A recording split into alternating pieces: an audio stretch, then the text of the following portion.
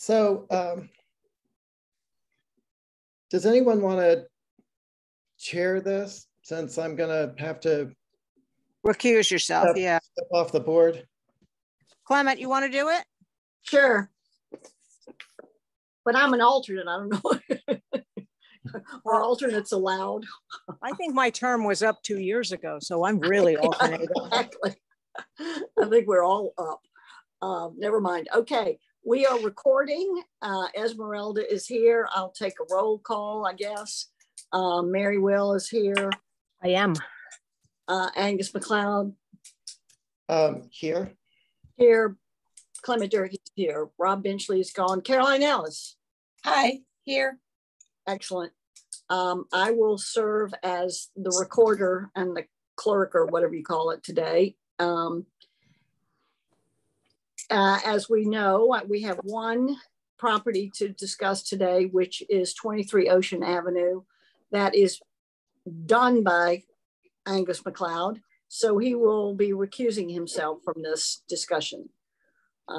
Thank you, Angus.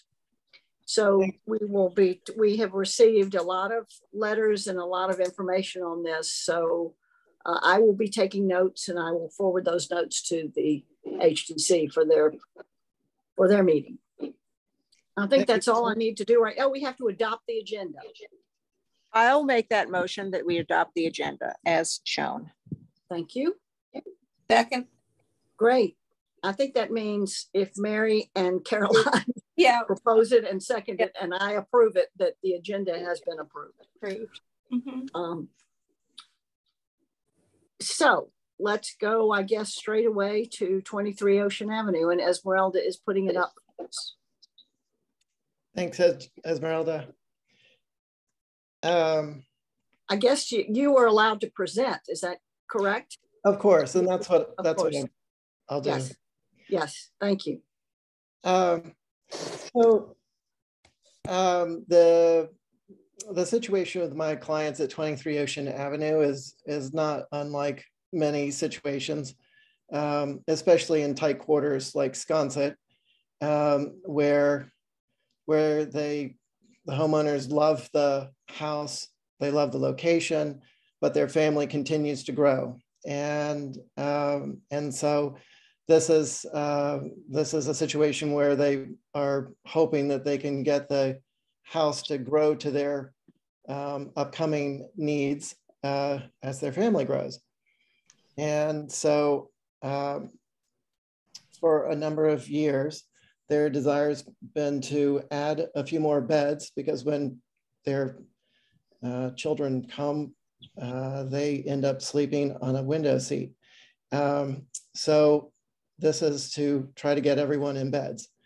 And so the proposal is not to expand the footprint in any way, but to, thank you, Esmeralda, that's perfect, is to add a second level to an existing first floor that has a virtually flat roof. And it's a bit of a tricky situation because this is a historic structure with deep history to the area and to certainly to all the neighbors. Underhill lived at this structure after he bought it from the Crosbys. But as far as we know, he didn't really alter anything with this building. His designs were for all the structures on Pochick and Evelyn and Lily Street. So anyway, the history is clear, but the trick was to get this to look appropriate on Pochick Street while still being an Ocean Ave address. The facade is clearly oriented towards Ocean Ave. The address is Ocean Ave.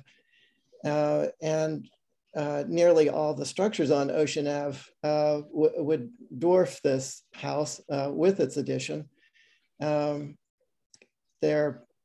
of them are 2-story. a full 2 stories along Ocean Ave. But in designing it, there would be a natural inclination to match some of the gable that is already existing on the structure. But it seemed to detract from the front if a gable were facing Ocean Ave. And likewise, there is a gabled 2nd story structure that's just behind this one on Pochik Street at number 1 Pochik. But again, it seemed to, too much on Pochik. So this is the reason for the hipped roof, which I think responds well to keeping the eave line at the same height as the existing structure, and the peak of the addition no higher than the existing structure. And so the fenestration really is downplaying this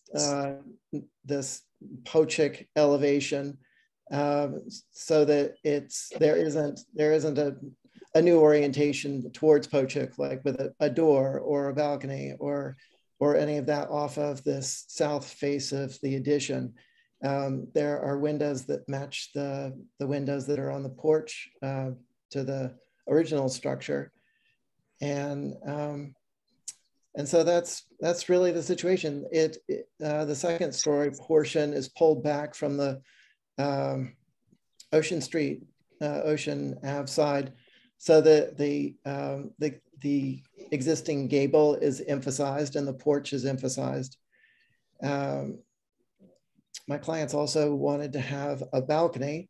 There are a number of decks that are on the fronts of houses on Ocean Ave, but as a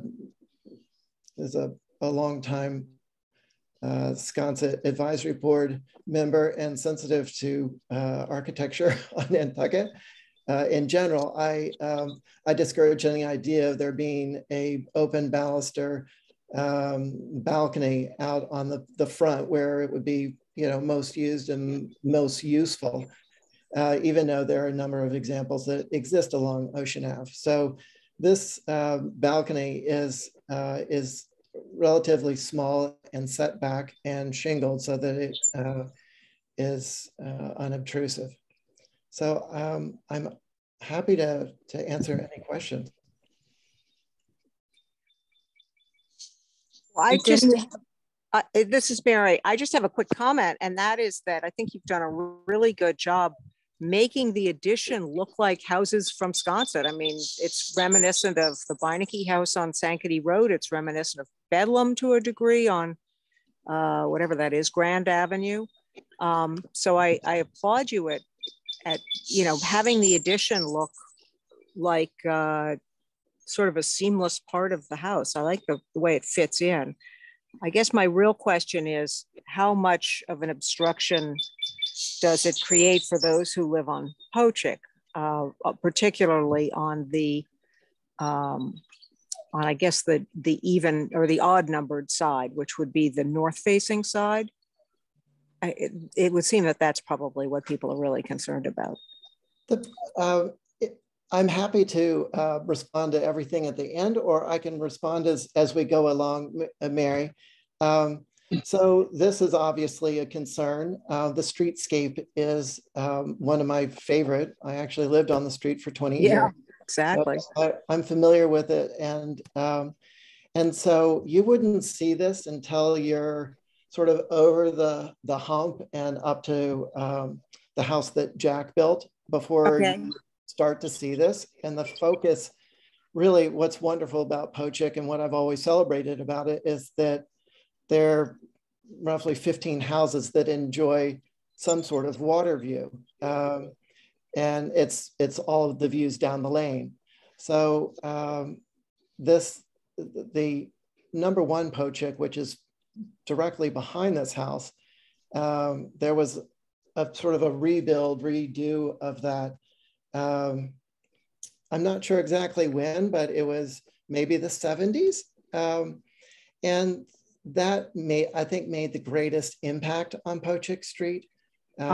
The two-story gable that comes out, and then there's an additional bump out. So for the neighbors behind them, away from the water at number 3, I believe, you know, for 100 and so years, you know, they had a wonderful water view, but then they came back one summer and it was gone because of number 1 Pochick. So is number 3, Angus, the Stetson house? That's correct. Okay, got it. Thank you. Now I understand completely. So so it's really, once you kind of have to get out in front of and around one Pochick to be able to see this, which you eventually do when you get to that point in the street. But certainly from the McKinley side, for 5 or 6 of the houses, you wouldn't see this until you just go to the end of the street. Right. And at that point, you're really primarily drawn to the water. And so once you sort of get up in front of this, or in front of between Jack's, the house that Jack built, and one Pochick, you know, you've already got one Pochick to the left. You have the distant view of the 3 stories of the summer house to the left, Rudder Grange sort of as a backdrop. And as your eye sort of goes, you know, back towards the water, you know, the real open water view is to the right of that, that one and only structure on the water side of Ocean Ave across from this. So I think that, you know, for Pochick Street, it's relatively not affecting Pochick Street and most of the people there. And just to reiterate, the height of the building, it's, if I read correctly, it's 20 feet from the ridge line to the ground. Is that correct? That's right. So 20 feet is actually rather low by Sconset current standards. Absolutely. For a 2-story house. As you know, we see applications for 30 feet and it's just ridiculous, but most of them end up in the 25 to 28 range. Okay, great. Yes. Thank you, Angus. I will say that this is Clement. My concerns are more from Pochick Street, looking at the house. I know we're always trying to keep our low scale low, and this does not raise the scale, but it changes the massing on the Pochick Street side and on the western side, the western elevation. So south and west get to be quite a bit more massive. There's no denying it. Yeah, there's no denying it. So that's my concern. But I understand the owner's concern for wanting another bedroom. But you know, it is a historic house, and the massing does change the street. So those are my comments. I think the design is great. You could plop this house down anywhere and everybody'd be very happy. But you know, plop it down on the corner of Ocean Avenue and Pochick Street, and it changes things. It certainly does. Caroline, do you have any comments? I don't really. I think the design is sensitive. I think it fits into the village. I think things change, and I don't object to this in any way, really. I know we've had a lot of letters that have been sent in.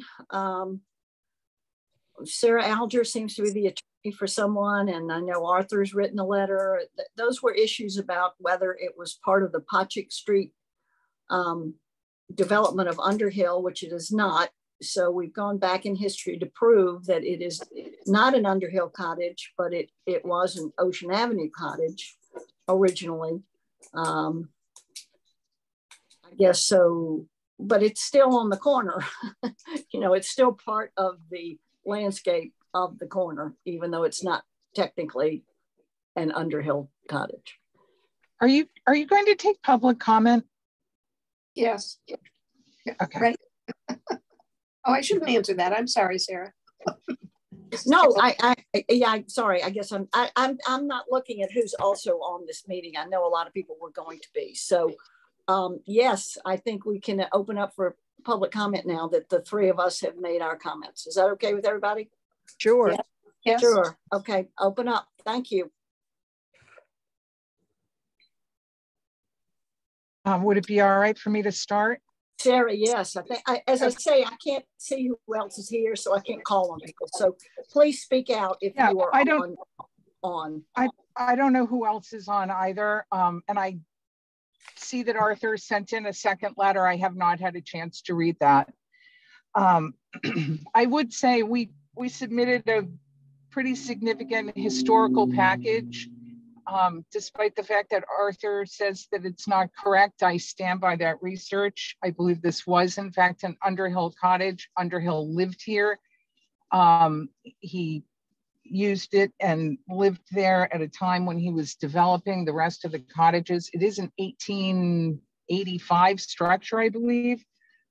So even if it's not an Underhill cottage per se, it's a very old building that has been there all this time with very little change to it. And I think it's unfortunate that the current owner has decided to make the changes in the way that they have. It's completely obliterating any sense of that old structure that's been there as part of Pochick Street and part of the cottages on Pochick Street. This isn't a traditional Ocean Avenue house. It's much more along the lines of Pochick Street. It's small, it's been unchanged. It's on I think it's on a pile or rubble foundation. Nothing in the application tells us what's going to happen to that old structure when they go to do the second story addition. I doubt very seriously that the framing of the old structure is going to be able to handle such a heavy addition. What's going to happen to the rest of the structure when that occurs? Will we even have any of this 1885 structure, which, you can go back in all the pictures, it has literally not changed except for the enclosure of the porch a few years ago. And I don't think that this is a sensitive addition at all, because what it's doing is completely masking the old structure. When you're walking down Pochick Street, you're not going to see that 1885 structure anymore. You're going to see this odd second story addition that's being plopped down on top of it. I just think it's unfortunate. I think it's a rental. I don't even know that the people live there. It's currently rented. They've put a parking space into the public street. I don't know. It just does not seem appropriate to me, and I'm sort of surprised that this committee is not taking bigger issue with it. All right, thanks, Sarah, for your comments. I appreciate that. Anyone else out there who wants to make a comment? Well, this is Arthur. Sarah, the revised letter that I sent in only changes the street numbers, which I had a couple of garbled references in the earlier letter that I had sent. The letter is otherwise the same.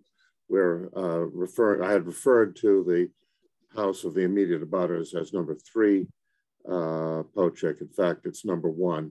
And the property obviously is 23 Ocean Avenue. And in one place I had referred to it in my haste as 23 Pochick. Other than that, the letter that I sent is exactly the same. And I would point out, first of all, with regard to the Underhill cottage situation, the Underhill cottages are a particular genre, as we all know, of structures that were built by Mr. Underhill, and there's a great history to it.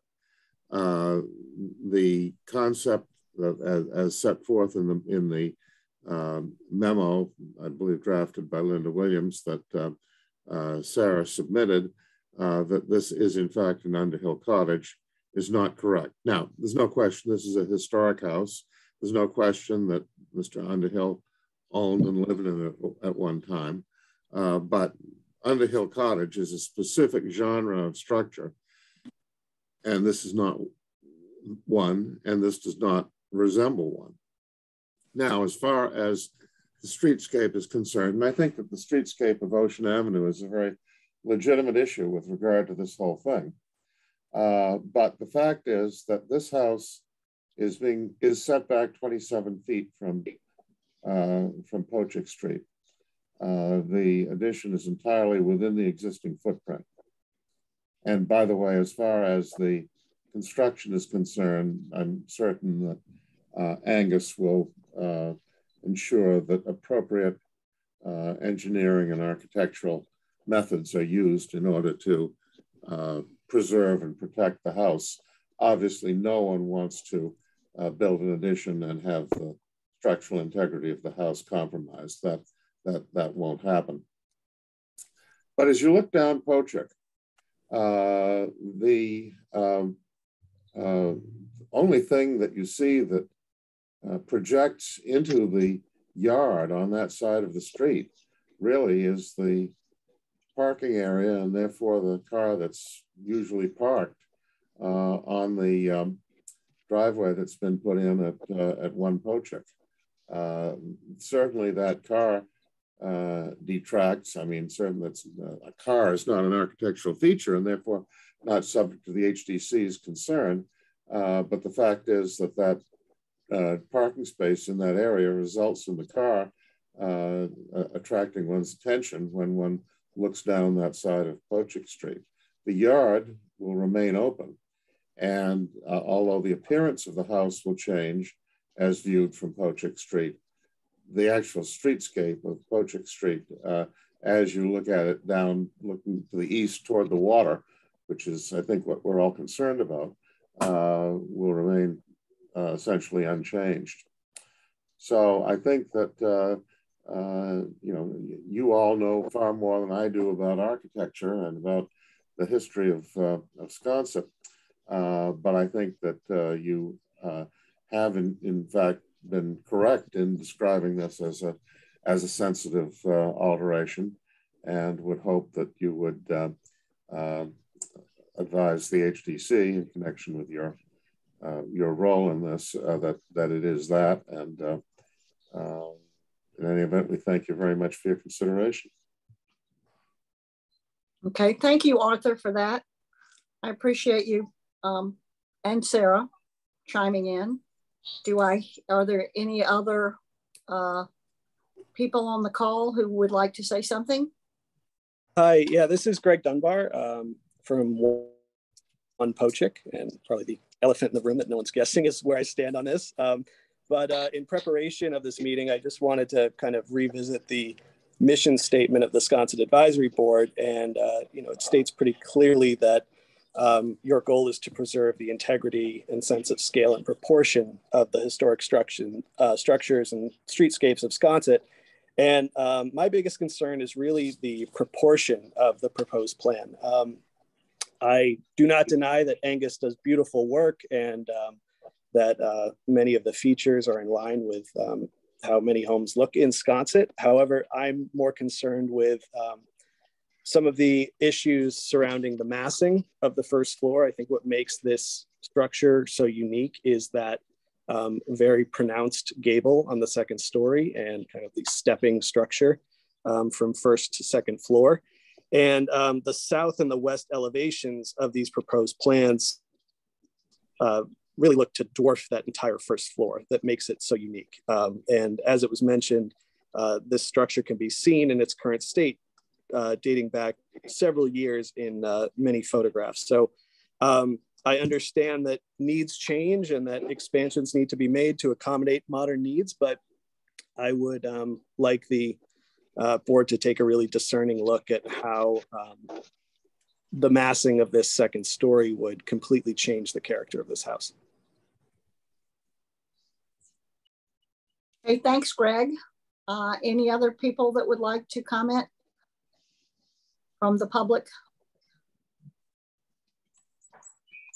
I see Rita's on from NPT, and I know you've done a history of this house already, so that's appreciated. And that's been attached to the application. Not to call you out, Rita, that you have to make a comment. I don't mean to say that, but I just know you're here. I don't know who else is here.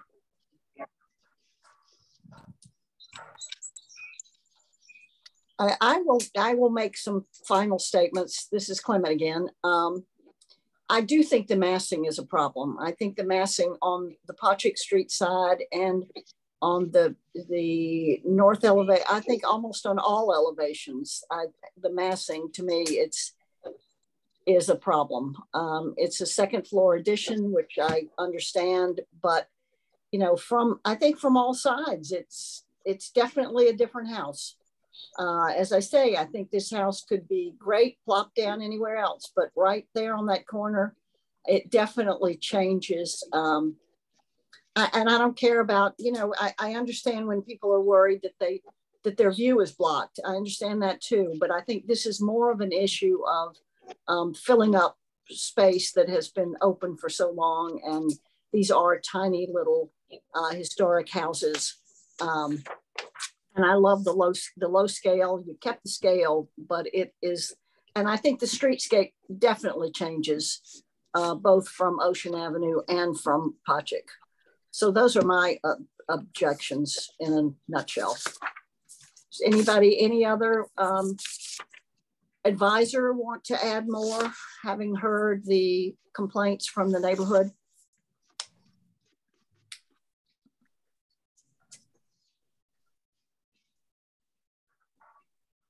Hearing none, I guess I will just say that I will write up our report as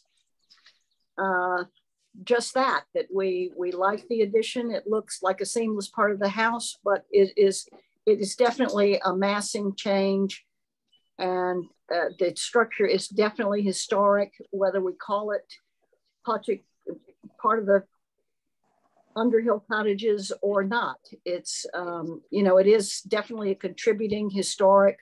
It is small. It has been unchanged forever. We always encourage additions to be done in the back of the house where no one can see it. I know there is no back of the house in this case, but this definitely changes both the front and the side of the house. Clement, I would just, this is Caroline. I would just say I so appreciate having left the 27-foot setback. Yes. Because any change project to me was when the other addition was put on number 1. I thought that was not a neighborly thing to do. And so I appreciate the fact that the 27 feet have been left, and I don't object to the massing. Great point. Great point. Thank you.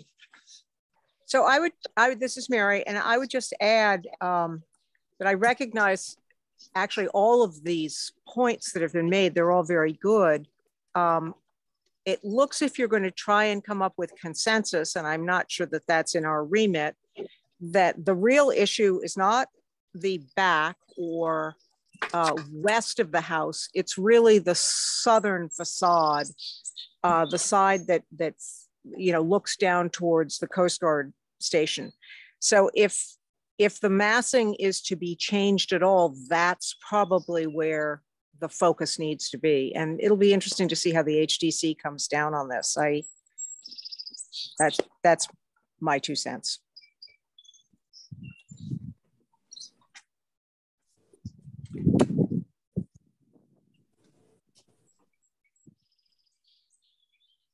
All right. Any other additions to 23 Ocean Ave, as we have nothing else to discuss today? Thank everybody for participating, though. It makes a huge difference to us. Mm-hmm. It certainly does. I love to emphasize that. I love you know, comments from everyone. It helps a lot. Thank you for your thoughtful review. And I look forward to our next meeting. Thank you.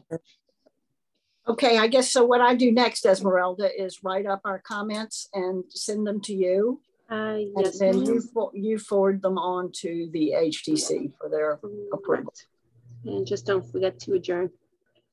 Well, I'll try not to, but also one more point is that all of these letters and all of this documentation from Sarah and Arthur will all be included in the HTC's packet. So it has been, yes. And I've also forwarded to all the commissioners, including yourselves. Yep.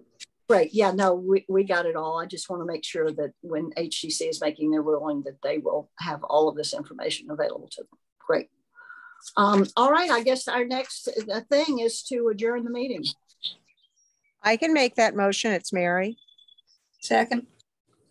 Thank you. Okay, we've got Angus. Do you approve of adjourning? I do. Okay, Caroline and Mary both approve, and I approve. So thank you all so much. Thanks for coming. You. And Thank you.